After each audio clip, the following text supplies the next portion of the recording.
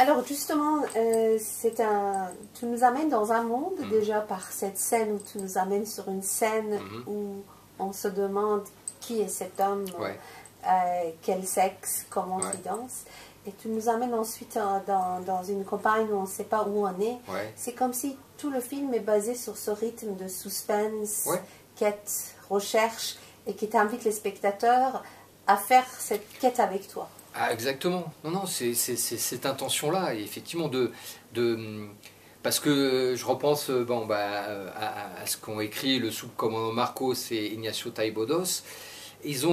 C'est une enquête aussi de leur bouquin, Ces morts qui dérangent, dans lequel il y a Los Vigilantes, un petit peu. Bon. Et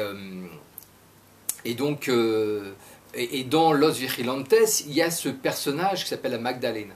La Magdalena, c'est ce travesti que je retrouve dans le réel. Je ne m'attendais pas à trouver ce paysan, parce que c'est un paysan sur le Zócalo de Mexico qui se dévêtit, qui fait en fait un happening d'une certaine façon politique et qui montre qu'il est. C'est un paysan indigène du sud du Mexique et qui vient parler justement de la dépossession et notamment de l'article 27 de la Révolution mexicaine de 1910 qui garantit le droit de propriété en fait, de la terre, en fait, sur ce principe révolutionnaire qui est la terre appartient à ceux qui la travaillent.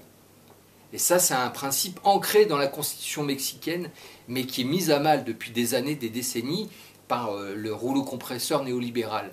Et les petits paysans du Mexique s'insurgent contre ça. Et voilà, donc il y a cet happening-là, quoi. Enfin, il y a cette démonstration que personne n'attendait, finalement. Et moi, je me retrouve là, et quand je vois ce personnage, je me dis, mais c'est la Magdalena. Donc ça fait partie, justement, des pépites du réel, quoi, qui m'ont permis de construire. Sans cette séquence-là, ça aurait été compliqué effectivement. Puis après, on va, justement, il y a ce côté un peu...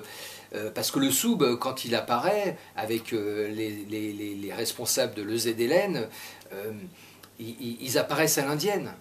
On ne sait jamais par où ils vont arriver dans les caracoles.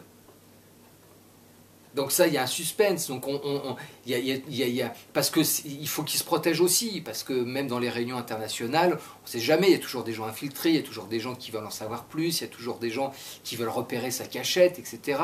Donc ils prennent des précautions. Et c'est assez cinématographique finalement quand ils arrivent et quand ils repartent, quoi. Et à la dernière scène finale, ils repartent, bon, il y a un plan, un photogramme quasiment, mais ils repartent à cheval, quoi. Enfin, voilà, alors c'est presque comme dans un western, mais bon, c'est très mexicain tout ça. Et moi, ça me plaît beaucoup, effectivement, d'avoir, et c'est tant mieux si on le voit, d'avoir baladé un peu les spectateurs dans ces univers-là et dans cette culture-là, quoi, finalement, qui est très empreint... justement de légendes, aussi de rapport à la nature, de rapport au monde, quoi, tout simplement.